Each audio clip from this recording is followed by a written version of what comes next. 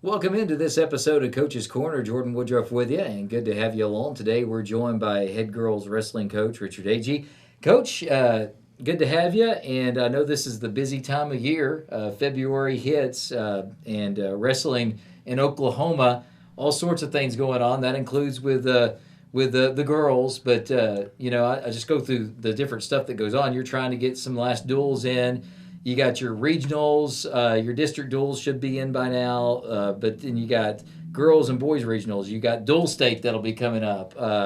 You got junior high stuff that's coming up. Then you got the state championship at the end of the month. So this is a busy month, but this is really the month I think wrestlers love, right? February. I think so. I think by the time you get to the end, they're looking for that light at the end of the tunnel, ready to put an end to it.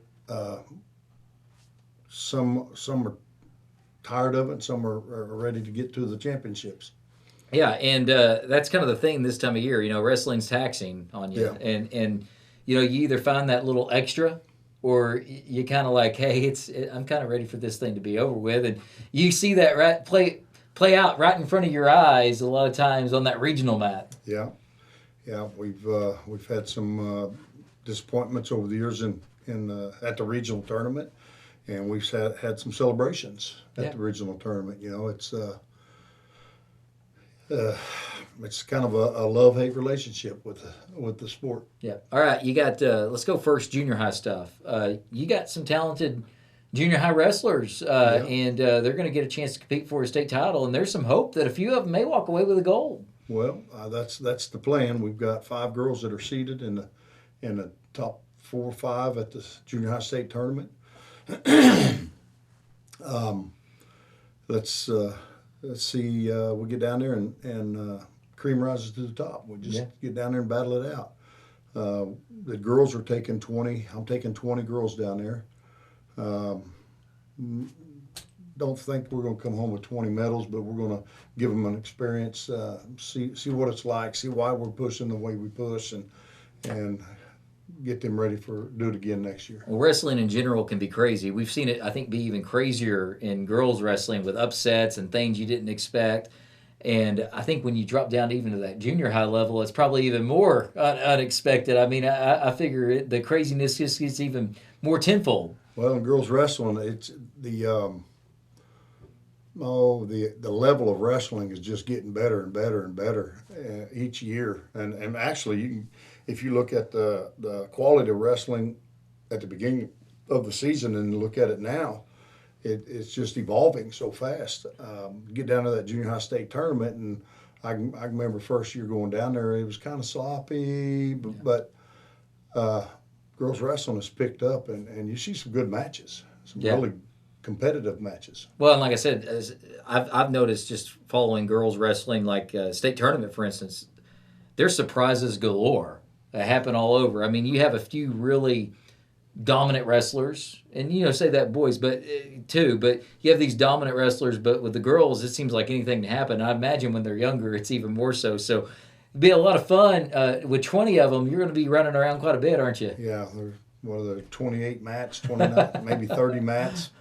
Yeah, and they'll all decide to wrestle at once, at least one time, right? That's how that goes, right? Yeah, it's busy. It's a busy day. And that's the other thing I think with wrestling. We talk about a lot of times with other sports how important assistant coaches are and help. And wrestling, your help may be more important than any other sport, because in wrestling, the head coach can't watch everybody, especially in a tournament format. You got to have good people that can be there and watching those other weight classes. Well, and you can't, one person can't do this job. I've got 2 assistants, and I've got really good assistants that help me with the day-to-day operations. I mean, entering tournaments, reminding me of this deadline, and so having those extra hands, extra eyes, extra feet to get to the mat side. Sometimes they just tell me, "Hey, you go to mat 2, we're going to mat 1, I'm going to mat 3 or 7 or whatever." But it's good to have those guys around. They are very much appreciated. Yeah, and like I said, when you have 20 girls going and wrestling in a junior high, you really need them because, Yeah. like I said, you may not have enough coaches. There may be 5 girls on the mat at once at some point, right? Exactly. Yep. Yep. All right. Let's get into the high school ranks a little bit. Regional pairings. It's always tough. It's gotten tougher, but you're going to have some really tough competition coming up as far as where you got to travel for this upcoming regional here in just what do we got? A little over a week, right? Yeah. Yeah, we're traveling east this year. My first year in, we went east. Last year we went west. This year we're going east.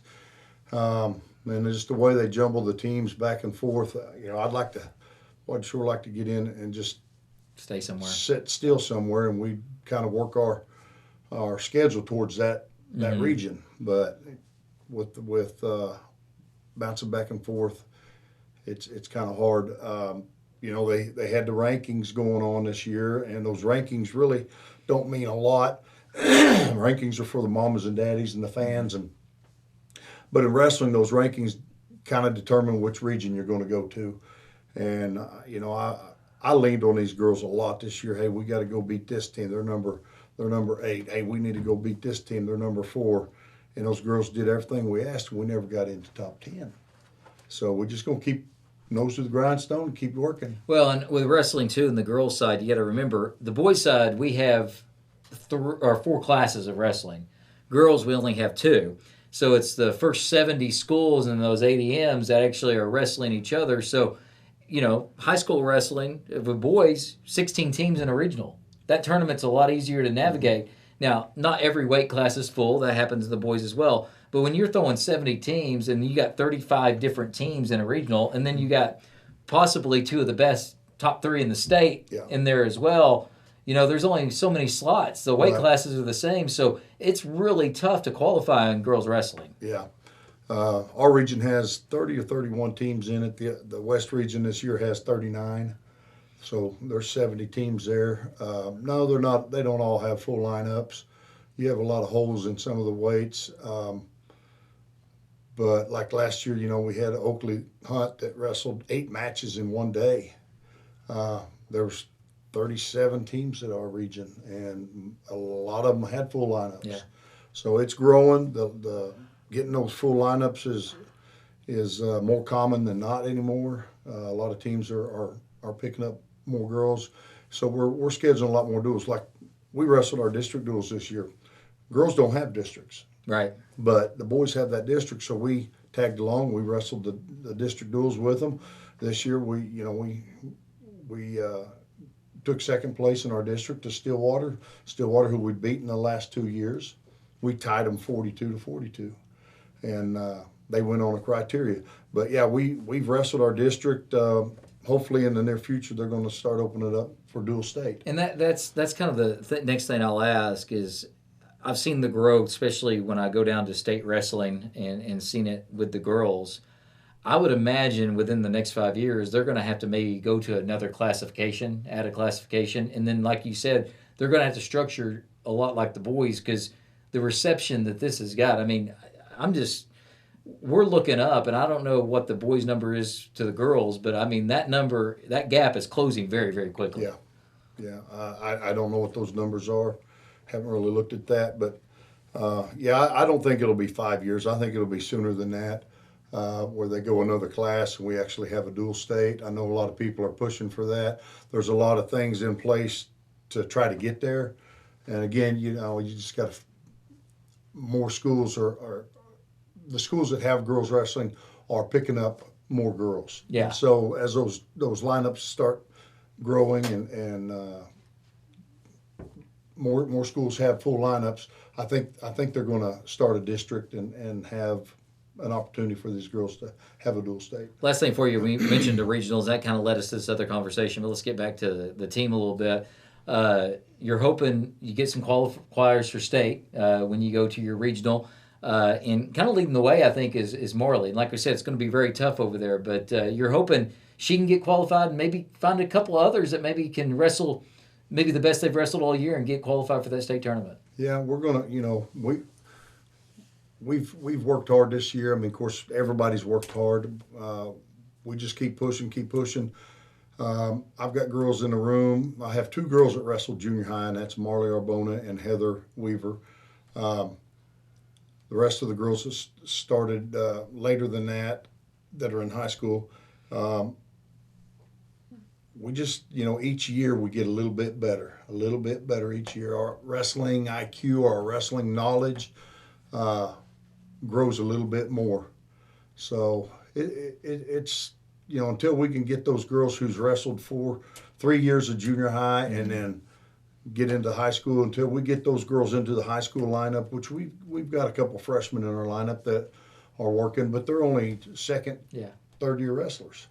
So I think in a couple of years we'll have girls that's gone maybe 6th, 7th, 8th, 9th grade wrestling, and now they're on the high school squad. So I see it getting better. Well, and not only that, look at the best boys in the state. I mean, a lot of times they've been wrestling since kindergarten. Since kindergarten, and certainly since 3rd grade. So, Sure. And it's funny how you grow. It almost like the growth sometimes happens in reverse, Right. because all of a sudden you have a good 7th, 8th grade program. Now that's bringing in maybe a 5th and 6th, a 3rd and 4th. So I think you're starting to see that kind of with girls wrestling. Yeah, we have some 5th and 6th grade girls that we work with a couple nights a week. Yeah. And they're coming in and they haven't competed, but they're learning to wrestle. And just to get them in the room and get a little bit of the terminology and things that we expect and what we're trying to do. The high school girls stay afterwards and help me with them. We've got Camilla Bohan that's been helping with them. I've got, like I said, 8, 9, 10 girls that come in, and hopefully those 6th graders will return in the fall, and we'll have a bunch of 7th grade girls. Yeah. And that's how you grow. Well, Coach, really appreciate the time. Best of luck in the postseason coming up, and we'll talk to you again here soon. All right, I appreciate it. Coach Richard Agee with girls wrestling here with Ponca City. Thanks to Chris behind the camera as always. That's going to do it for today's Coach's Corner. Until next time, Jordan Woodruff saying so long, and go Cats.